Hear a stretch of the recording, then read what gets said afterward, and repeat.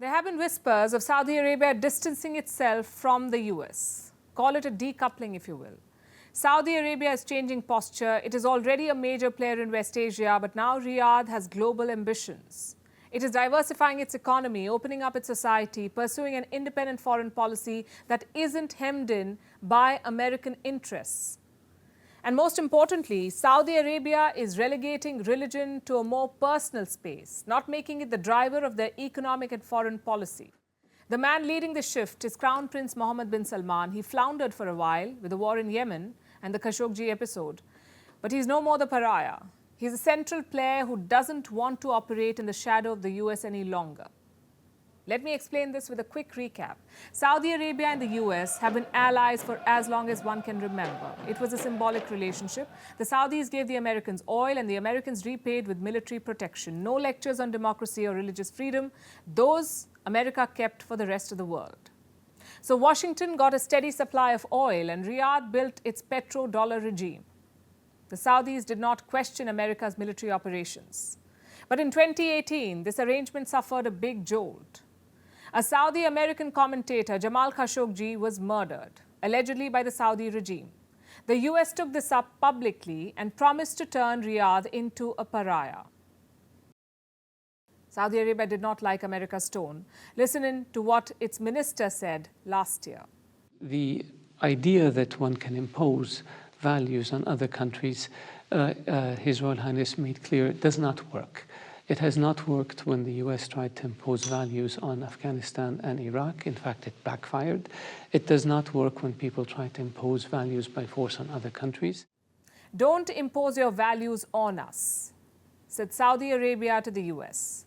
The US also refused to support their war in Yemen, the Saudi war in Yemen. The rift widened. Saudi Arabia found other willing partners like Russia and China. Russia is a big oil producer. It is part of the oil cartel called OPEC+.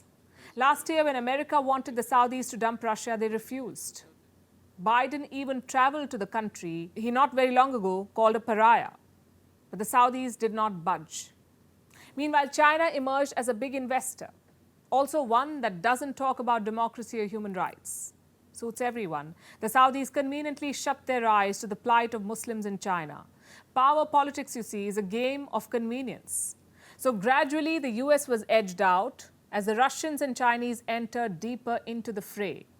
This is the decoupling with America. It's work in progress. And like we said, Saudi Arabia wants to be a global power. Its de facto ruler, the Crown Prince, has a vision. It's called Vision 2030. A plan to diversify the Saudi economy, make it less reliant on oil, more modern, more open. This week, the Saudis took the latest step to realize this vision. They've launched a new global airline. It's called Riyadh Air. It's meant to compete with the likes of Etihad, Emirates, and Qatar Airways. Crown Prince MBS has big plans. He wants to turn Saudi Arabia's strategic location into an asset. The kingdom is located between Asia, Africa, and Europe. It's a market with a lot of potential. Riyadh Air will serve more than 100 destinations around the world by 2030. That's the promise. Riyadh Air is expected to add $20 billion to Saudi Arabia's non-oil GDP. It will create 200,000 odd jobs, direct and indirect. They've hired aviation industry veteran Tony Douglas to execute the plan. He was previously the head of Etihad Airways. The idea is to get him to replicate the success of Etihad. But here's the irony. Do you know who's funding these big-ticket projects to move the economy away from oil? Saudi Arabia's oil giant Aramco. And it can splurge because Aramco has posted a record profit, a whopping $161 billion, a rise of more than 46% compared to 2021. So Saudi Arabia's mantra is clear. It won't abandon oil, but it won't rely just on oil to fill its coffers. And the plan makes sense. The biggest challenge for the rulers, though, will be the social transition. From a hardline Islamic nation that only sells oil to a kingdom that hosts music concerts and allows women to drive, Saudi Arabia is being liberalized. The dominance of religion is eroding. The latest proof is the list of Ramadan restrictions. Like I said, it won't be an easy transition, but it's a transition that must be made for a young country that has the financial resources and the regional clout to make a difference. Saudi Arabia is just getting started. And now let's look at what's going on in the Korean Peninsula. Tensions between North and South Korea are skyrocketing. The North says it fired strategic cruise missiles from a submarine on Sunday. Strategic means the missiles are capable of carrying a nuclear warhead. The launch came just before South Korea and the U.S. began their biggest joint drills in 5 years. The drill started today and will last for 11 days. These drills are basically a show of force. They're a warning to Pyongyang to stop its arms rush. And the drills also help reassure South Koreans that Uncle Sam has their back. But how effective are they? Are the North Koreans going to toe the line? It seems quite unlikely. North Korean state media released images of the submarine cruise missile launched today. 5 photos purportedly show nuclear-capable missiles being launched from a submarine. If true, this will be the first known instance of Pyongyang launching cruise missiles from sea. It would also be the first time North Korea launched multiple missiles from a submarine. North Korean media claim the missiles could strike targets 1,500 kilometers away, which means American bases in Japan are within attack range. Of course, most North Korean claims are to be taken with a pinch of salt. That's what South Korea's military spokesperson said after the launches. Yesterday, our military detected an unspecified missile which was launched from a submarine in the waters of North Korea's Simpo yesterday morning. South Korean and U.S. intelligence agencies are working to analyze the specifics. What North Korea claimed and the fact that we analyzed are different. The launches come 4 days after Pyongyang shared images of a missile test. North Korea's Kim Jong-un also ordered intensified drills for quote-unquote a real war. Clearly, the U.S.-South Korea drills aren't cowing the North down. Reports say it's having the opposite impact, in fact. North Korea has been using drills as an excuse to escalate its own tests. State media agency KCNA released a video on Sunday. It showed Kim Jong-un meeting the top military brass. The media reported that, and I'm quoting, important practical deterrence measures were discussed here.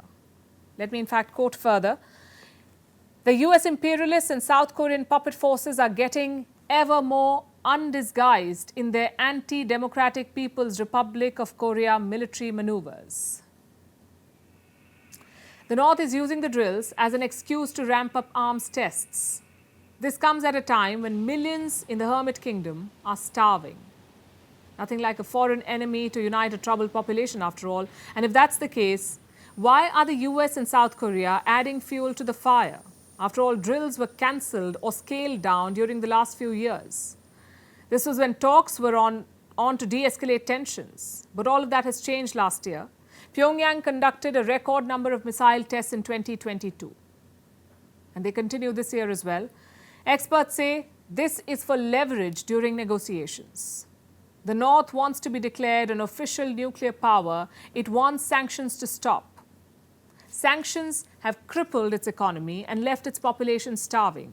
The missiles are a way for North Korea to negotiate from a position of strength. But this strategy is not working, not yet. It has spooked the South. Polls say 70% of South Koreans support developing nuclear weapons of their own. The mayor of Seoul says denuclearization sentiments are changing.